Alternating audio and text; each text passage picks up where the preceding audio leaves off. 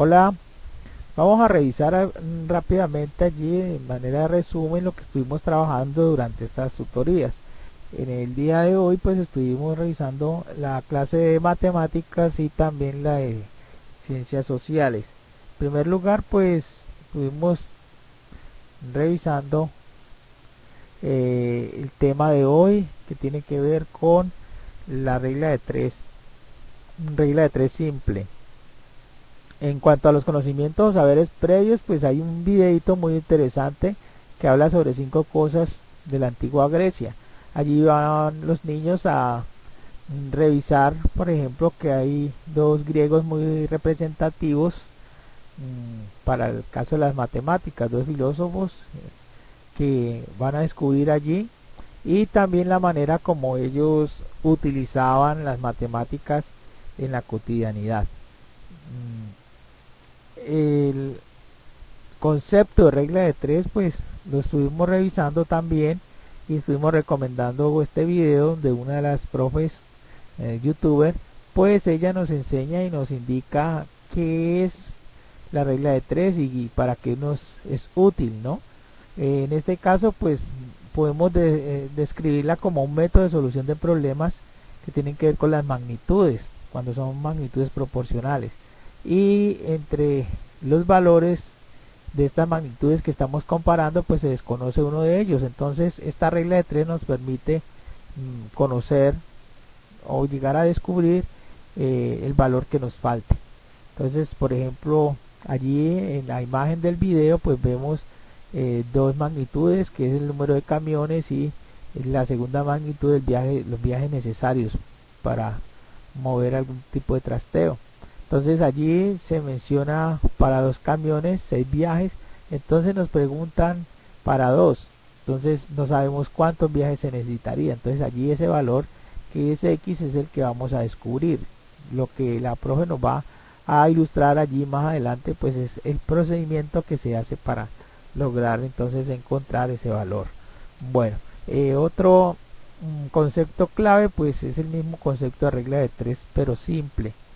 Es cuando se hace entre dos magnitudes no más y se averigua entonces el valor de alguno de los valores de una de ellas. Puede ser en ese caso pues magnitudes directas o inversas, que es lo otro que nos va aquí. Estos otros dos videitos nos van a ilustrar y la manera como se resuelven.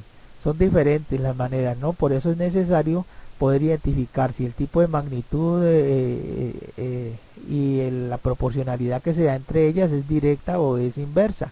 En el caso, por ejemplo, cuando es directa, el valor, para conocer el valor desconocido, entonces nosotros multiplicábamos en cruz, lo que decíamos que multiplicábamos los medios y dividíamos por el extremo. En este caso pues ahí en la imagen se está ilustrando con flechas cómo se haría, ¿no? Por ejemplo, para averiguar el valor de la X se multiplicaría así cruzado y se dividiría en el otro extremo, ¿no? Bueno, pero para el caso de la regla de tres simple pero inversa o indirecta ya cambia. Lo que nos está diciendo aquí en este videito, que también pues es interesante que lo puedan revisar bien los niños. En este caso pues cuando es inversa no lo haríamos así cruzado, sino que haríamos directamente multiplicar uno de los valores conocidos con el otro y dividiríamos en uno de en el otro medio que está allí. En este caso pues es importante entonces saber cuándo es simple inversa o cuando es directa, y en ese caso pues aplicaríamos un método o aplicaríamos el otro. Aquí en este otro videito pues van a encontrar los niños unos ejemplos, lo estuvimos revisando y nos dimos cuenta cuando por ejemplo podemos decir se aplica una regla de tres simple directa o se aplica una regla de tres simple inversa, y estuvimos revisando cada uno de los casos que se mencionan allí para la práctica, estos que están acá abajo. Sin embargo pues en el video van a encontrar mejor la explicación. Bueno, en cuanto a las actividades hay 4 problemitas, pero pues lo importante allí es comenzar a revisar, por ejemplo, qué tipo de magnitudes son las que se están comparando, cuáles son los valores de esas magnitudes, cuál es el valor desconocido y si es una proporcionalidad directa o es una proporcionalidad inversa. Y para eso pues es el cuadrito que sigue. Este cuadrito nos va a permitir entonces coger cada uno de esos problemas sin resolverlo aún. Podríamos nosotros ir determinando cuáles son las magnitudes, por ejemplo en el caso del primer problema que están allí, cuáles son los valores, incluido el valor desconocido y el tipo de proporcionalidad, si es directa o es inversa. Entonces este cuadrito nos va a permitir como ir descubriendo esa parte que necesitamos para el procedimiento de planteamiento del problema como tal, para hacer su procedimiento adecuado. Entonces ese ejercicio nos va a permitir entonces poder irlas clasificando y poder ir planteando bien el problema. Bueno, aquí en la actividad 2 ya es para resolver. Esto los niños lo van a hacer en el cuaderno. Cada uno de los problemitas lo van a resolver en donde se plantean las dos magnitudes, se indican los valores y en la pregunta se solicita pues un valor que es desconocido, y en ese caso pues los niños tendrían que hacer el procedimiento que está indicado en el cuadro anterior para poder plantear bien el problema. Lo resuelven y en ese caso entonces encuentran y marcan acá la respuesta que les dio, la respuesta que para ellos consideran correcta. El mismo procedimiento se realiza para el ejercicio 2, para el ejercicio 3 y ejercicio 4. Luego viene la autoevaluación.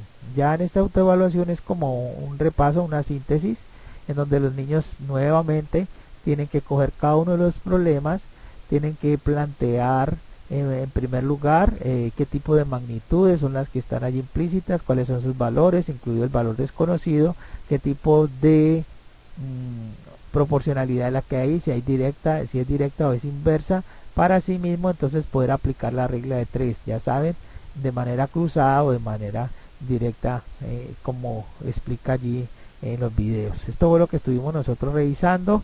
Y en cuanto a la tarea, pues hay que traer ejemplos ya de problemitas de proporciones directas e inversas que puedan solucionarse con regla de 3, ya también con su forma resuelta, planteada y resuelta. Aquí hay 3 ejemplos, 1, 2, 3, pero pues si pueden copiar esto, pueden utilizar otros o buscar otros. ¿Listo? Bueno, eso es más o menos lo que estuvimos nosotros trabajando en matemáticas. Para la clase de sociales, pues estuvimos revisando ya la temática que tiene que ver con las instituciones económicas del régimen español colonial aquí en América. En este caso, pues hubo una pregunta muy interesante de uno de los niños que decía, bueno, ya habíamos visto la parte política, pero pues pensé que ya con eso conocíamos que era el régimen colonial. Entonces esto nos sirvió para aclarar que cuando estamos nosotros moviéndonos en el estudio de las ciencias sociales y estamos tratando de indagar sobre, en este caso, una época concreta de la historia de nuestro país, pues es necesario recurrir a los análisis, a las herramientas que tiene las ciencias para poder conocer y estudiar de mejor manera los fenómenos que se dieron, por ejemplo, en este tipo de acontecimiento como fue la época colonial. Pues eso nos sirvió entonces para decir que en la clase anterior estuvimos viendo el aspecto político, la manera como estaba organizada políticamente la colonia española aquí en nuestra tierra, y en esta clase de esta semana pues estaríamos revisando la parte económica, cómo hizo en ese aspecto económico para sostenerse, y eso pues nos da pauta también para pensar en otros aspectos como el próximo, que va a ser el de la próxima semana, el aspecto social, cómo estaban organizados socialmente. Es decir, que cuando nosotros estamos moviéndonos dentro de las ciencias en el estudio y en el análisis, en este caso del periodo colonial, es necesario hacer un análisis de cada una de los cada uno de los aspectos que involucra esa época, ¿no? Y luego pues el trabajo de síntesis que lo vamos haciendo nosotros mentalmente también, ese ejercicio que es volver a juntar todo lo que hemos dividido en estos aspectos para conocer entonces de una manera mejor esa época. Bueno, en este caso pues hablar de la economía de las colonias es hablar de su minería, hablar de su agricultura, hablar de su comercio, de sus planes de impuestos, etcétera. Entonces lo que vemos aquí en los conceptos precisamente es eso, cómo eran esas características económicas de ese periodo, cuáles eran los productos que más se comercializaban, cuáles eran los tipos de impuestos que se pedía en cada uno de ellos, y también asimismo pues la manera como ellos estaban distribuidos en su trabajo. Y en este caso pues esas formas de trabajo pues están allí descritas en la diapositiva resumida, pero pues los niños pueden ir descubriendo también en qué consistía cada una de ellas. Allí se mencionan dos, la esclavitud y el resguardo. Ya para la actividad entonces se toman tres actividades primordiales en este caso para la colonia, como era el comercio, la agricultura y la minería.